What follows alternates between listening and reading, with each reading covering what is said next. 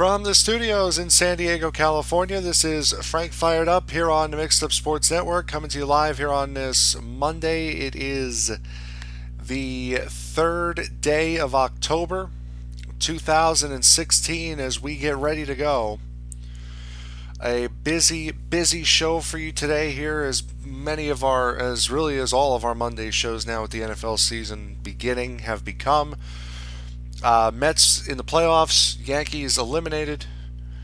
Fitzpatrick having another bad day as the Jets really, especially their secondary, just had a bad day overall against Seahawks. Giants play their first primetime game this evening against the Vikings. College football week 5. Of course, the scores and the rankings. Got a lot to do today, so we will begin today with baseball, and we will begin today with the New York Yankees. It was kind of a post-mortem here. Now, if you would have told me at the beginning of the season that the Yankees would have finished with the record they did, what are they, about 5-6 games over 500, if they would have finished with the record that they did, with the team that they had, and then add on top of that they actually looked better after the trade deadline, after they got rid of a majority of their big players, I would have thought you were crazy. This team, again, which finished 6 games over 500,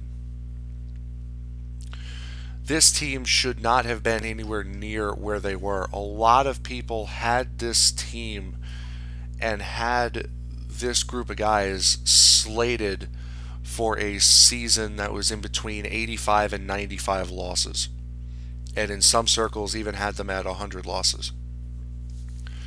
This Yankee team had had unreachable expectations, and why not? You're the Yankees. That's what it comes. That comes with the territory, and really, no hope.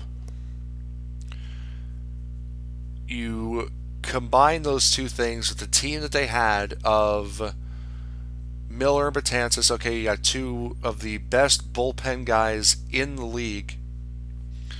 No starting rotation to speak of. Aroldis Chapman, who's going to miss a month.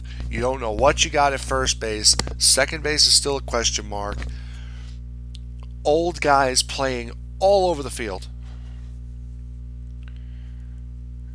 And you end up the first half of the year paddling to keep your head above 500 by the All-Star game, going into the trade deadline where the Yankees offloaded everyone that was good on the team except for Dylan Betances, who, for my money, should have been the first one to go. And they're actually better without all of those players than they were with them.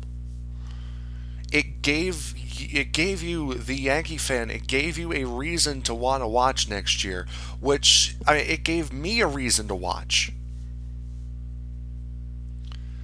For a time there, late July, early August, into the middle of August, the Yankees were the more interesting team of the two to watch. Because not just because the Mets were doing so badly, but because you had this new team of, okay, who's going to get traded, who's going to be on this team next, what wild card team are the Yankees trying to fight with, how can they stay above 500? They had so many things going on that you sit there and go, well, this is more interesting than the Mets, who are just losing every game. The Yankees were interesting this year.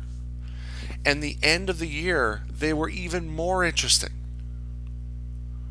Because this is a group of guys who should not have... This is a group of guys that should not have done what they did. And they stayed in the wild card race. They stayed in the playoff race until the last weekend of the series, of the last weekend of the season. This Yankee team that was supposed to lose between 85 and 95 games this year was relevant the last week of the year. They were very, very good after the All-Star break. They were a very solid team after the All-Star break. After the trade deadline, they got even better. And listen, I don't want to hear any of this nonsense about Gary Sanchez being the Rookie of the Year. The guy played a month and a half. I believe that means he is still eligible to play to be a rookie next season. Okay, Sanchez is not the Rookie of the Year. I understand what he did. I understand the stats that he put up at the end of the year. He is not the Rookie of the Year. You cannot take a month and a half of a guy's career, the first month and a half of the guy's career, and try to span it out over the entire year.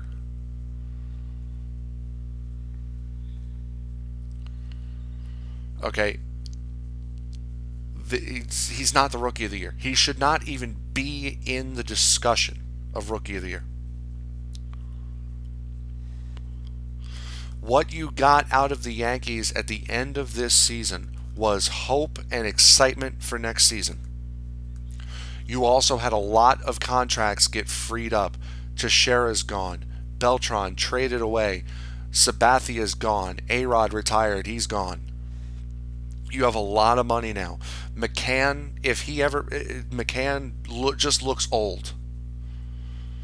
What do you want? What else do you want me to tell you? McCann just looks old. If he plays another game behind the plate with Gary Sanchez on this team, it'll be a miracle. He is more likely not going to be the DH next year. Greg Bird, who you were missing since January, is more likely not going to be the starting first baseman. You need to find a second baseman. This was the first year Masahiro Tanaka played all season in his third year here. Yankees have some questions they need to answer. The Yankees have some holes that they need to fill, especially in that pitching rotation. But the Yankees made that big 10-year, $100 or $200 million contract that you see getting thrown around nowadays. They made that relevant. They made that a thing. And when you bring in guys like Teixeira and A-Rod and Sabathia for big long contracts when they're in their early 30s, you know they're not going to produce their entire the span of the contract. And that the Yankees doing that created situations like the Albert Pujols situation in Anaheim.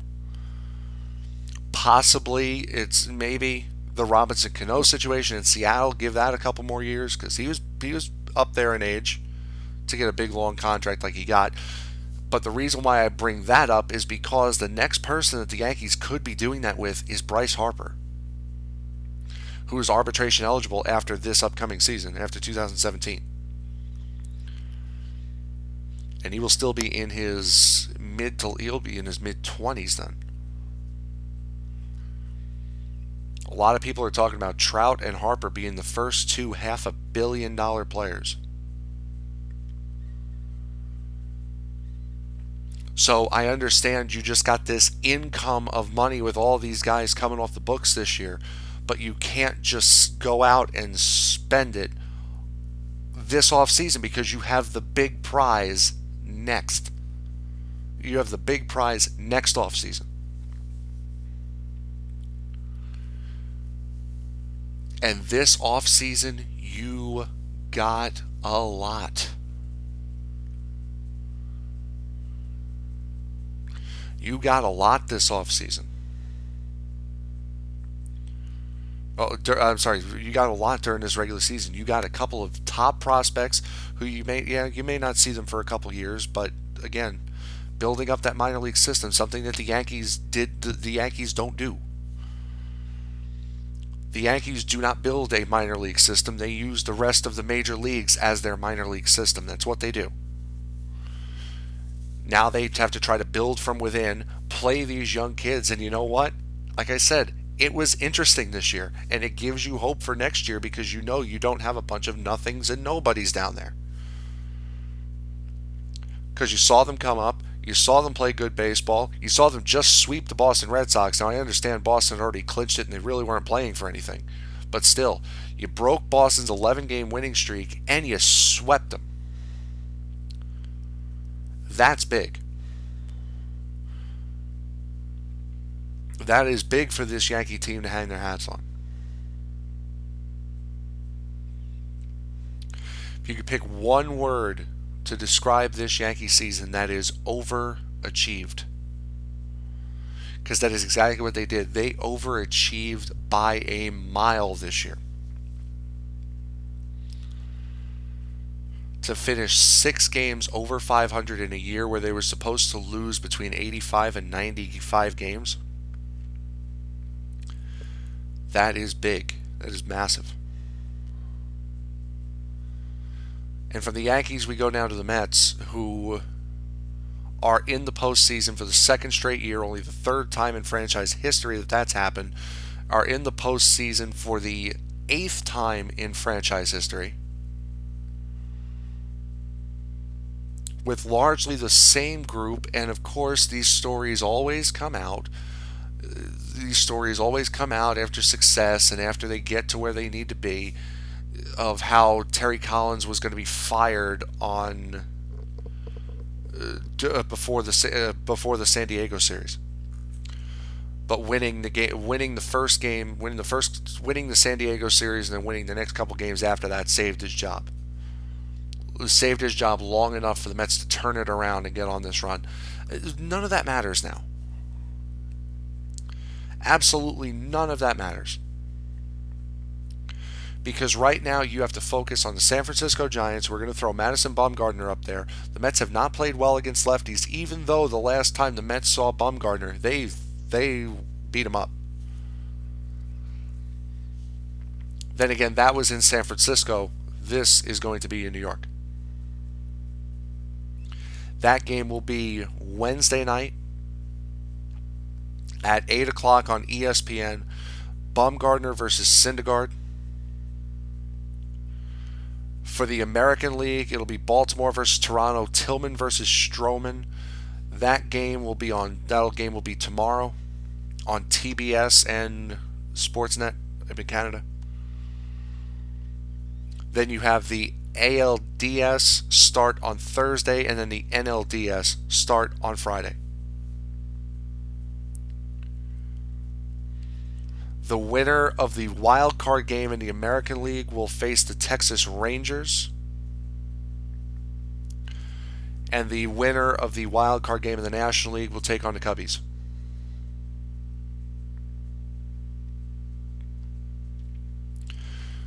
As I said, you know what? I understand fully why you would want Syndergaard to pitch in this game. I said on Thursday I would want Cologne to pitch in this game. But to be perfectly honest, when you are looking at Cologne versus Bumgarner, you pretty much have to give San Francisco that game. Even though I think this sets the Mets up very, very poorly for the NLDS, you have to pitch Syndergaard in this game. I thought San Francisco would maybe go with a number 2 starter. No, they're going with Bumgarner. I understand this is a one-game situation. I understand this is a one-game shot here. But like I said, I would want the number 2 starter starting in this game, so I have the number 1 for the first game if we win.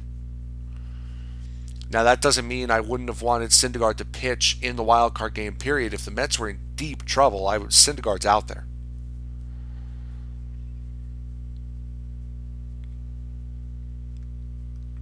So now this will more likely than not set up a situation where if the Mets do come away with a win on Wednesday night, if the Mets do win, this now is a situation where you have Cologne pitching games 1 and 4 Syndergaard pitching 2 and possibly 5, and my only guess would be Gesellman gets 3.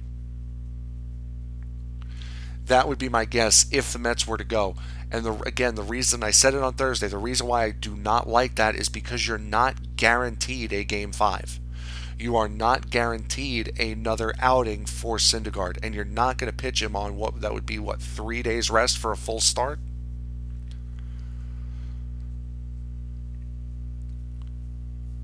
If the Mets had their rotation, if they had Harvey, if they had Matz, if they had DeGrom, if they had all of those guys, then you know what? This isn't an issue because you can throw one out there for the wild card game and not have a problem with the other two.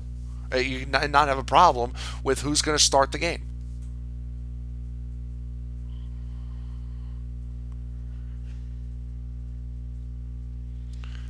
Start the divisional series, pardon me. But that's not the situation. It's this patchwork rotation that the Mets have put out there, not because they want to, but because they have to, that has gotten them in this spot where now it really does matter who goes in the wild card game, who pitches game 1 of the divisional series if the Mets get through this game on Wednesday. Both of those games will be at 8 o'clock, by the way.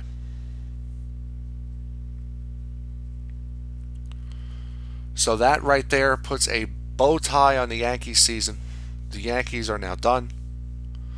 The Mets will live to fight at least one more day.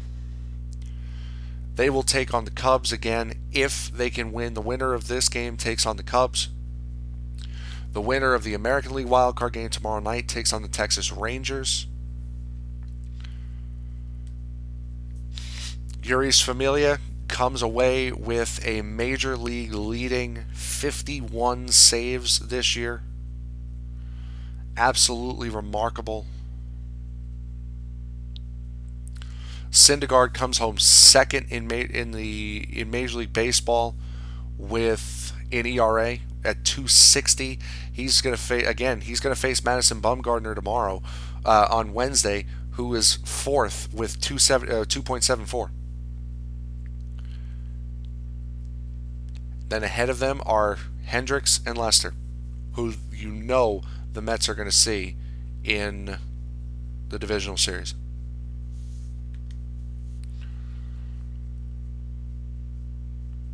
Bumgarner finished fourth in the league, third in the National League in strikeouts with 251. Three behind Verlander, two behind Jose Fernandez, and a healthy 33 behind Max Scherzer.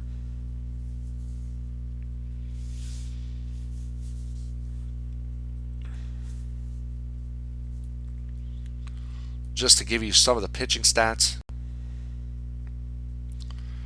For hitting this year, DJ LeMahieu with the wins gets the best batting average in the National League at 348.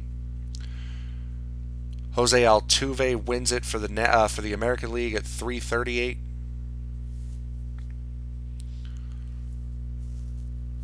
Mike Trout with 123 runs scored led the majors, one ahead of both Mookie Betts and Josh Donaldson. Mark Trumbo, 47 home runs this year. Nolan Arenado with 133 RBIs, league leader. Stolen bases was Jonathan Villar with 62.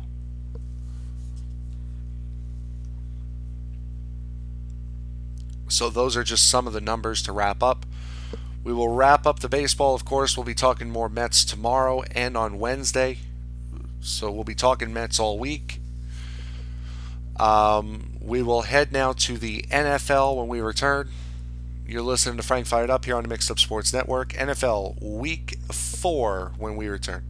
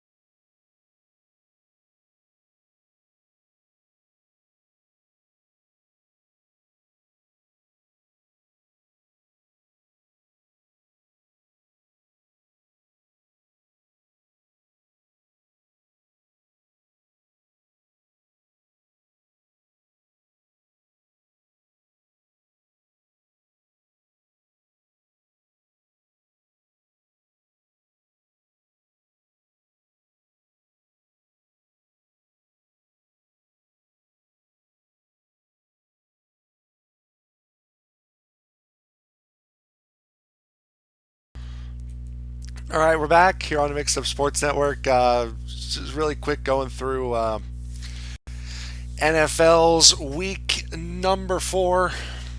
Um, by the way, the picks. I sounded pretty confident on Thursday as as I was listening back, so I can remember who I actually picked. And I was a little confident. for good reason.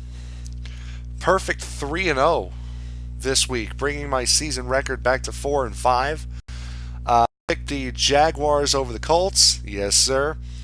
Raiders over the Ravens, yes, on a beautiful, beautiful play towards the end of the game. And then I picked the Rams over the Cardinals. I picked the Rams to cover. I did not pick them to win. I still count that as a win because they did cover. And I'm perfect 3-0. Perfect 3-0 week. Wonder how many times that'll happen this week, this season. Going over really quick, you had the Bengals beating the Dolphins 22-7. That was Thursday night. Jaguars beating the Colts 30-27. That game in London. The Houston Texans beating the Tennessee Titans 27-20. The Washington Redskins beating the Cleveland Browns, as you would have assumed, 31-20. And then you get to the New York Jets, who, between the absolutely pitiful defense in the secondary, which was painful to watch at best at times, when you get McAvoy wide open for a 42-yard touchdown catch, not only was that the first catch of his career, it was his only catch of the game. Only catch of the game, first catch of his career, first touchdown of his career. And he was wide open by 15 yards. This kid's going to get the wrong idea of what it means to play wide receiver in the NFL. He ran across the center of the field and nobody picked him up. And by the time Calvin Pryor picked him up, he was on his rear end.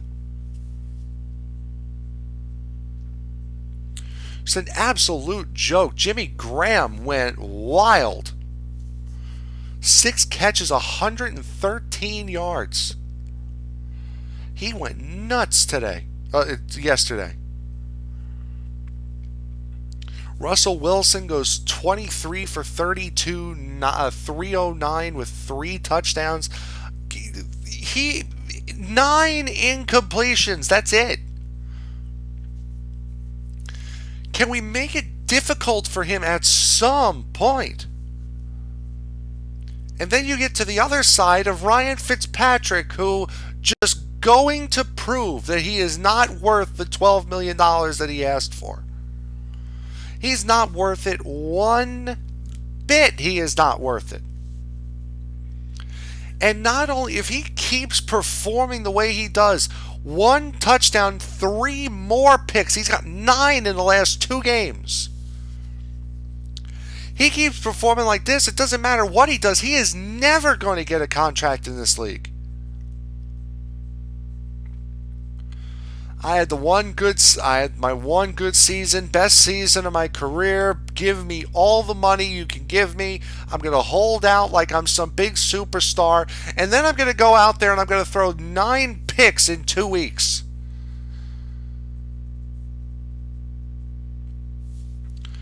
You have to be kidding me. You have to be kidding me.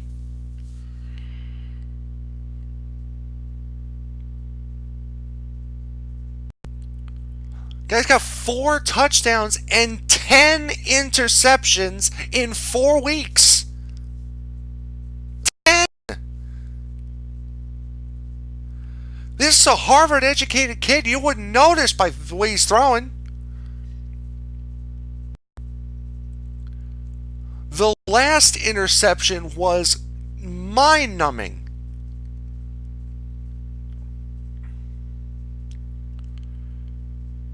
Throw it up and over to Brandon Marshall. He throws it behind him and low. You cannot do that with Richard Sherman anywhere near him. You can't do that.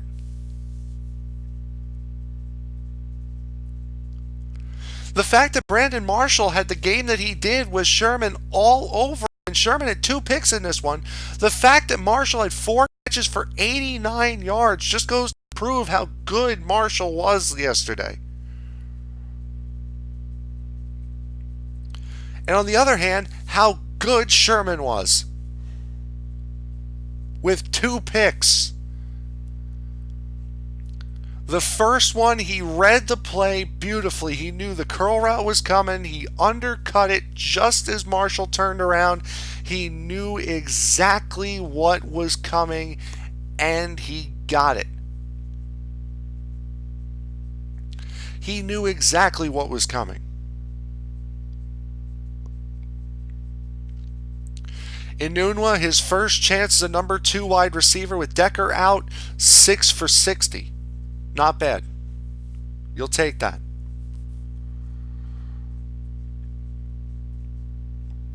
And then, good God, the fumble play. Oh, Jesus. It looked like his hand was going back, but it also kind of looked like it was going forward, and just it started to go forward. He let it go. But the way I think about it is that ball does not travel that far if his arm's not moving forward. Because that ball went beyond the line of scrimmage by a good 5 or 6 yards before Peak finally picked it up. And good on Peak to not to notice that the whistle did not blow and run it for 42 yards. Good on him for that.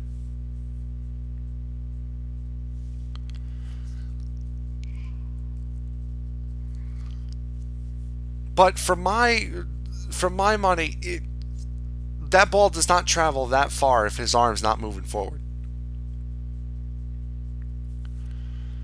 It doesn't. Sorry.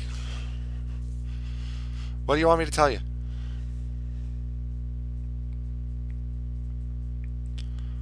Jets defense was awful. The secondary was pathetic.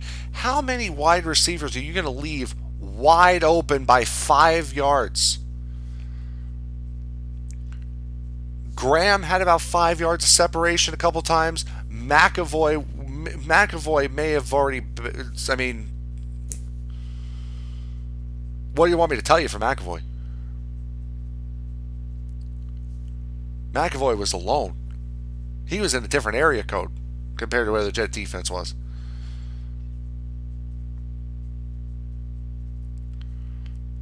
Baldwin was left open a couple times. I mean, the secondary. I'm not even a Jets fan, and that gave me headaches. Then to see Fitzpatrick throw 23 for 41. There you go. Completely abandoned the running game. Jets ran it 20 times yesterday compared to 41 passing plays. Not that running on the ground was doing him any good. Forte ran 14 times for 27 yards. So, I mean, it's...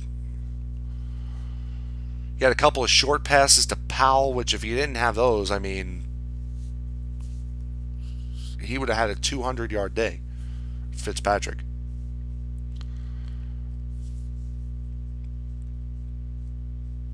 And now the Jets have to play an increasingly difficult schedule moving forward.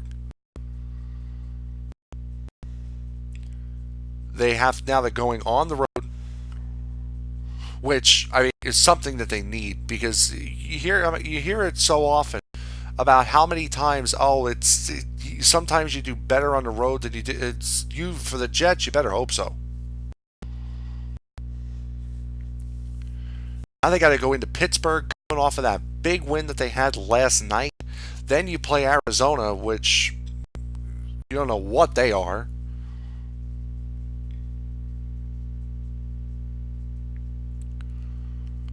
This Jet team is 1-3. This is painful if you are a Jets fan right now. Painful. If you're a Jets fan.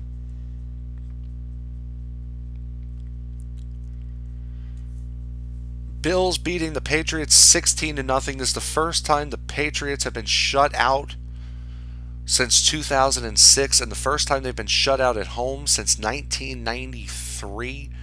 First time Belichick's been shut out since 92 at home.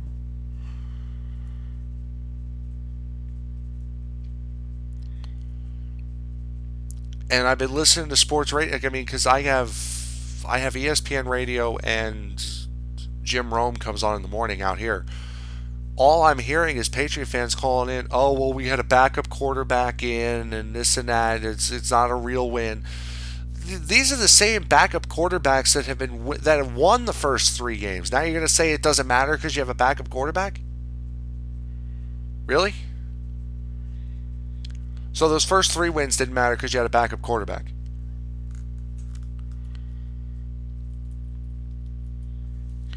Then you had the Falcons.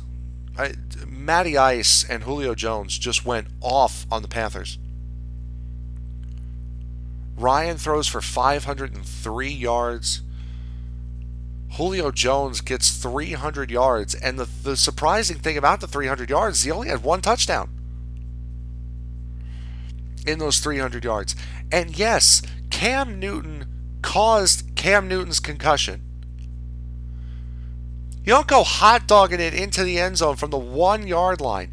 He stood him up. Good. The only reason why he even braced is because he saw out of the corner of his eye, oh God, he's coming. He should have been braced the entire time. I don't want to hear this nonsense about, oh, helmet to helmet hits, Cam Newton's not getting called, is not getting calls for helmet to helmet hits. You know what? He deserved that one. You're losing pretty significantly at that time, and you're going to hot dog it into the end zone on a 2-yard quarterback sneak? Really? And the fact that he is the Panthers' running game is scary. He is the leading rusher. The quarterback is the leading rusher for the Carolina Panthers. That shows a major problem. Oakland Raiders come away with a win. 28-27 over the Baltimore Ravens. They are 3-1. Again, I said the Raiders were a very underrated team, and they are playing absolutely fantastic. They have had 2 of these late game, last second, 1-point victories. The Bears beat the Lions 17-14. Broncos over the Buccaneers 27-7. The LA Rams, I called them St. Louis. The LA Rams beating the Cardinals 17-13. That was the 3rd game that we won. Well, that I won. Then you have the Saints and the Chargers. Because I am in a San Diego market, not only do I get to watch these headaches of games, I also get to listen to these guys, these sports analysts whose job I'm quite frankly trying to take. I get to listen to these guys and I get to hear their takes because, I mean, I'm busy, I'm doing stuff, so I don't always get to watch these games. To sit there and hear these guys freaking out about the Chargers. This is a team that should be 4-0. There is no reason at all why the Chargers should not be 4-0. They should at least be 3-1. You don't want to give the Chargers the Indianapolis game? That's fine. They should at least be 3-1. Instead, they are 1-3 with everybody and their mother out here screaming for their head coach to be fired. And the one thing that everyone keeps bringing up is the vote for the new stadium is next month.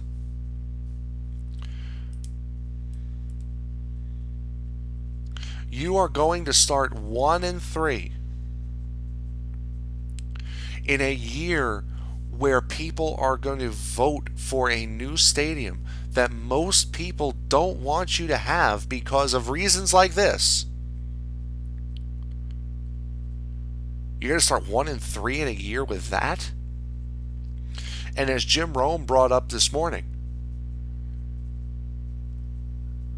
LA can really only afford one team. They don't want the Chargers, and the Charger fans are not going to follow the team to LA.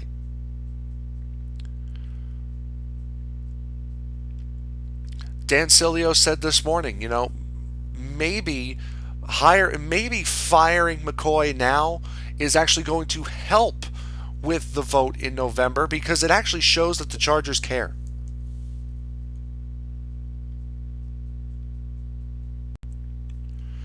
Because right now, this team is embarrassing. Sure, you're third in the league in points scored, but come on. You are 1-3 with 2 fourth quarter overtime collapses. And I'm talking, they are collapses. The Chargers were up 13 with 7.5 minutes to go and blew the game. 7.5 minutes to go and they blew it. Now you got to go into Oakland, 3-1, Denver 4-0, Atlanta coming off a massive game this week. I understand it's not going to be the same, but still, these next 3 weeks are going to be torture for the Chargers, especially if they don't fire their coach. If he does not get fired after this week, he has to get fired if they lose to Oakland. He has to. You cannot continue to drag your fan base by the face through the mud like this and expect them to pay for a new stadium that you don't deserve.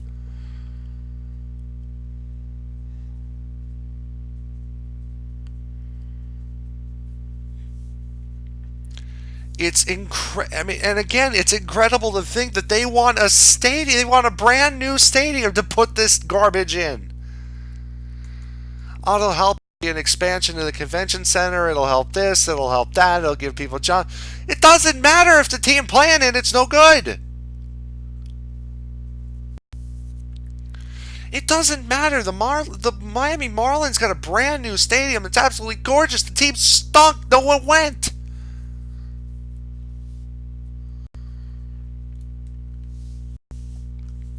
You expect people to pass this with a 1-3, possibly 1-6, very possibly 1-6 team coming out of this, coming out of the first 7 weeks.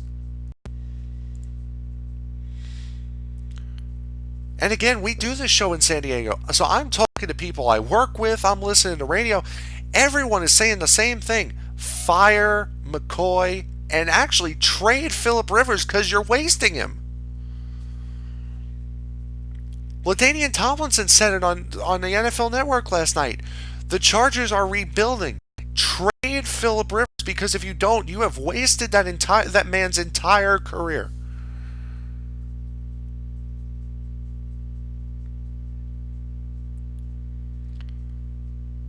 There is no reason why this team should not be 4-0 or at least 3-1. Instead, they are 1-3 with 2 dismal collapses on the record.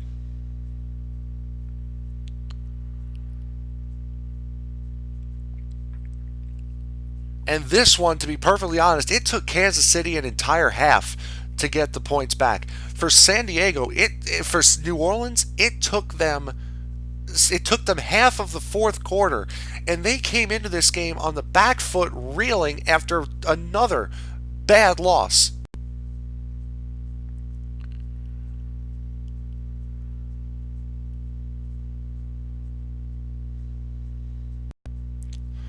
The Chargers, man, they are unbelievable. They really are. They're unbelievable. They really are. Dallas Cowboys beating the 49ers 24-17 to the point now where they're talking now the rumor is that if Prescott keeps winning, almost done in Dallas. Got another Drew Bledsoe situation now. I heard a stat that really surprised me. Tony Romo has only played 16 of the last 20 games Dallas has played. Has sat out for 16 of the last 20 games Dallas has played. He's played 4 games in the last year and a half.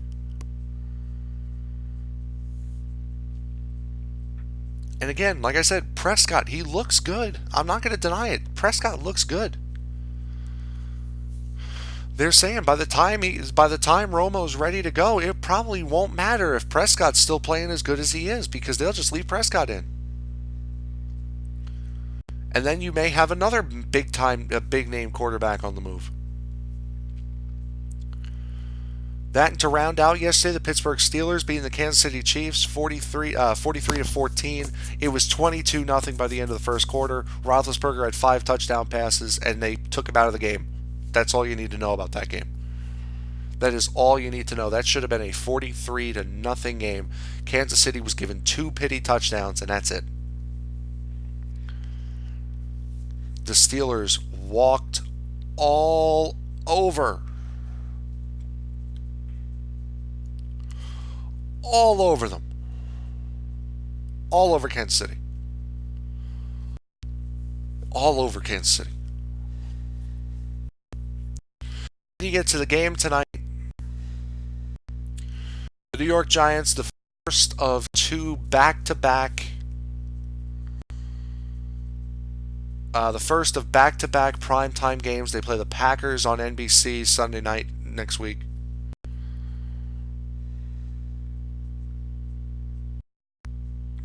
Again, the Jets play the Steelers. That'll be fun. You go down to the Giants, at least injuries for the Giants tonight. If the page will actually cooperate, here we go. Eli Apple, hamstring is doubtful from what I see. Olivier Vernon, he full practice. He's expected to play. Marshall Newhouse with his calf injury is out. Darian Thompson, safety foot injury, out. Nate Burley, concussion, out. Dominique Rodgers-Cromartie with his groin injury did not practice. He is questionable for tonight. Rashad Jennings with his thumb injury was limited in practice. He is questionable for tonight. And Robert Thomas with sickness is out. Defensive tackle. So you have a couple of guys. One of them sick. He won't play. Rodgers-Cromartie, I would assume DRC is going to play. Don't know about Eli Apple, and I would also assume that Jennings will get some of the snaps. Him and Vereen will probably switch roles tonight. I'm sorry, not Vereen, but Darko, I believe. They will probably switch roles this evening. For the Vikings, they also have quite a laundry list of injuries coming into this game. Yeah, quite a laundry list. All of them except for 2 are fully expected to play. Jerick McKinnon, Jaron Kearse, Xavier Rhodes, McCole Pruitt, Anthony Barr, Zach Lyons, Stefan Diggs, and Alex Boone, all full participation in practice and are expected to play tonight. Jaron Kearse, however, he did not participate in practice. He is expected to play though. Tight end David Morgan did not participate in practice, and Sheriff Floyd, same thing, defensive tackle. Both of them with knee injuries. Both of them did not practice. Both of them are questionable for tonight. So that's what you're looking at with the 2 teams as far as injuries are concerned. That game, ESPN, 2 hours. We'll take a quick commercial break. We'll wrap up the show with college football when we return. Do not go away.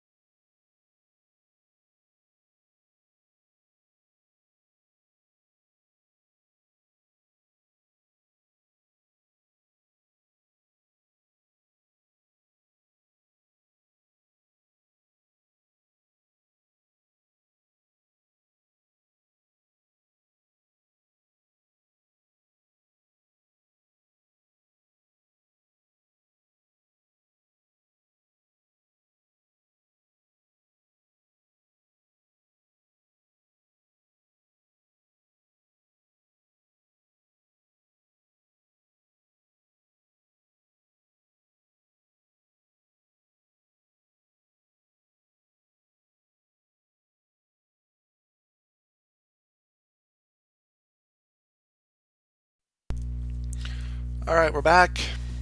Wrap up the show quickly here with the college football. Finals from this past week for the top 25 teams. Florida beating Vanderbilt 13-6. Not good at all. If you're Florida, not a good look. Miami beating Georgia Tech 35-21. Oklahoma State beating Texas 49-31. That just raises the stakes for this Red River rivalry game coming up this week a lot. Now is Texas 2-2, Oklahoma after they beat TCU in very very interesting fashion. They're both now at 2-2. This next game is very very big. The one thing from the TCU Oklahoma game, and it really didn't matter in the stretch, and it really didn't really matter in the stretch of the game. But fourth quarter, TCU's driving. They're trying to come back. It's 52-46, which is the final. Oklahoma gets a run in, and the TCU quarterback throws it away. Everyone sees it's intentional grounding. The officials converse. They call no penalty on the play. Bob Stoops is losing his mind on the Oklahoma sideline. They get back together not a minute later, throw the flag, and then Then they call intentional grounding. How are you going to call no intentional grounding and then a minute later throw the flag for intentional grounding? You've already called it one way, and now you go back and call it the other way? Just further proving why it's college football. Baylor beats Iowa State 45-42. That game was insanely close. Baylor had to shut Iowa out and then put up 17 of their own in order to win that game. Ohio State beats Rutgers 45-0. That game was never in doubt. Arkansas beating Alcorn State 52-10. Again, really. Michigan beats Wisconsin 14-7. Now Wisconsin did not fall too far in the rankings because that game was so close. I agree with that. You should not fall when the game is that close. That same thing does not apply a little bit later on here. Nebraska beats Illinois 31-16.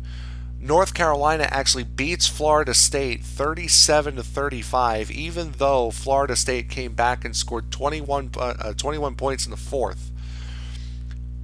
North Carolina put up 9. They hold on. They beat Florida State. Tennessee wins on a crazy 50-yard Hail Mary, 34-31. They had to put up 20 in the fourth to do it, but they do come away with the win over Georgia. Texas A&M beating South Carolina 24-13. We went over to Oklahoma beating TCU 52-46. Cal beats Utah 28-23. Ole Miss over Memphis 48-28. Alabama 34. Kentucky 6. South Alabama stuns San Diego State 42-24. This is a game that San Diego State should have had easily, but do not. That is going to drop them. I believe it dropped them out of the top 25. Indiana beats Michigan State in overtime 24-21. Clemson beats Louisville 42-36. Again, I had that game going the other way. Boise State defeats Utah State 21-10. Washington beating Stanford 44-6. That game never in doubt. And Houston beats UConn 42-14. Now to the rankings. Alabama, Ohio State, fine. Clemson 5-0, go to 3. Michigan, stay at number 4. I'm okay with that. Michigan hasn't really played anyone yet, and they played a very close game. If they didn't play that close, I'm sure they would be number 3. Washington, goes up to number 5 from number 10 after beating Stanford in that manner. Houston stays at number 6. Louisville falls to number 7. It was a 3 versus a 5. You do not fall 4 positions, losing by less than 7 points to a number 5 if you're a number 3. I'm sorry, you switch spots. 5 goes to 3, 3 goes down to 5. 3 does not go down to 7 if it's that close. I'm sorry. They don't. 42-36, that is a close game. 3 goes to 5, 5 goes to 3. That's the way it goes. 3 does not go down to 7. That's what I meant when I said shouldn't really go down too much for a big loss like that. But they did. Texas A&M moves up to number 8. Tennessee in the top 10. They are now 9th.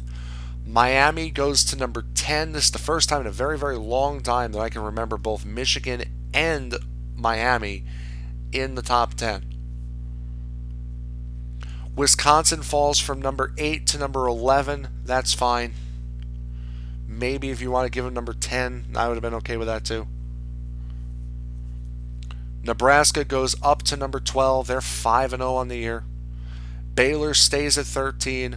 Ole Miss goes up to 14. Stanford falls from 7 to 15, as they should have. That was a bad loss. Arkansas goes up to number 6. North Carolina is now back in it, going up 15 places to number 17. I'm sorry, that is too big of a jump. If you want to put them back in the top 25, that's fine. Not at 17. After beating Florida State by 2 points. A Florida State team that has already lost a game this year.